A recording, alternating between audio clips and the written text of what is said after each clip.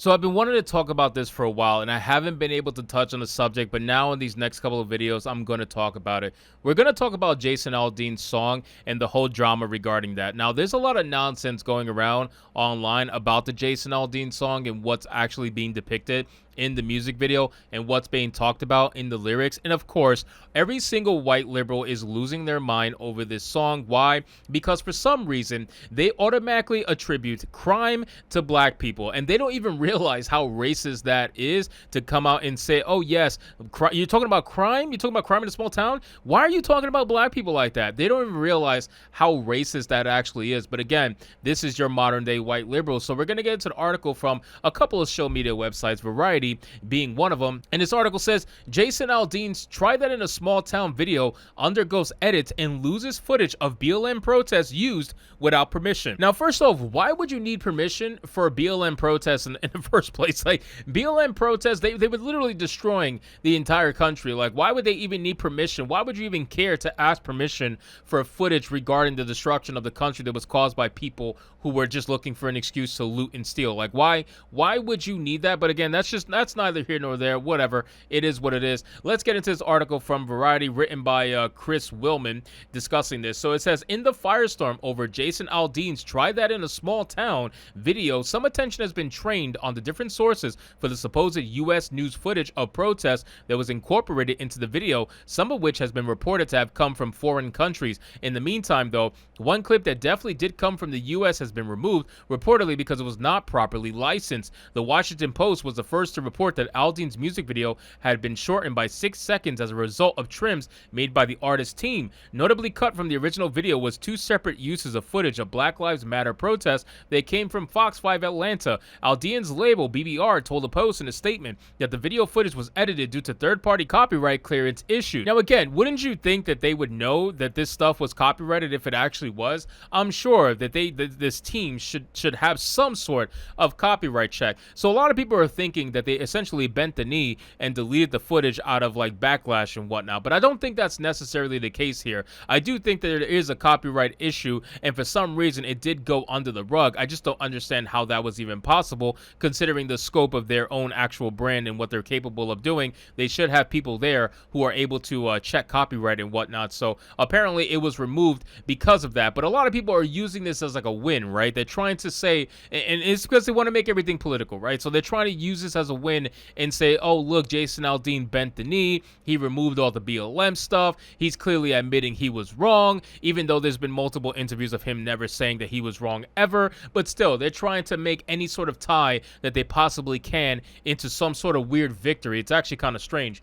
It says TMZ went further, reporting that Fox, in a polite ultimatum, had complained to the production company that the footage was used without permission and had asked a week ago to have its clips removed from the video. The Nashville-based company Tacklebox Films, which is run by the video's director, Sean Silva, complied with the demand. According to TMZ sources, the production company had contacted Fox back on May 8th and asked to use 6 seconds of video footage from a BLM protest in Atlanta. Tacklebox responded with a link to Aldean's song, but did not follow the protocol of sending the lyrics in writing, so permission was never granted before the video premiered July 14th. The contested BLM footage was projected onto the front of the courthouse in Columbia, Tennessee, where the black man was famously hanged from a second-floor balcony. Aldean denied in a subsequent social media post that the video was pro-lynching in any way.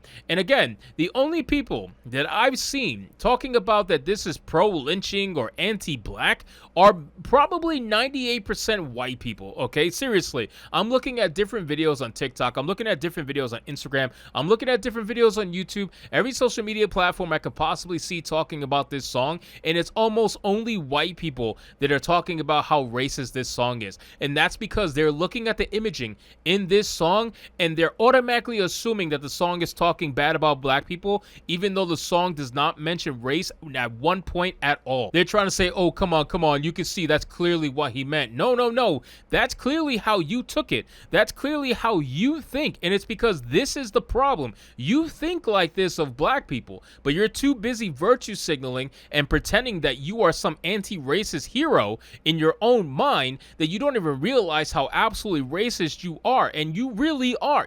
There's so many of them that look at minorities, black people, whatever. They look at them in a way that's basically saying, oh yeah, they're gonna virtue signal online, but at the end of the day, these same white people at their house are basically thanking God that there's not a single person like that in their neighborhood. Okay, that's basically how they think. So this is the biggest problem with people who are outraged about a song like this that is never mentioning race, not once, but they have to bring race into it, because any chance they get to stretch as far as they possibly can the actual truth, they will stretch as far as they can to try to tie something to racism as quickly as they can.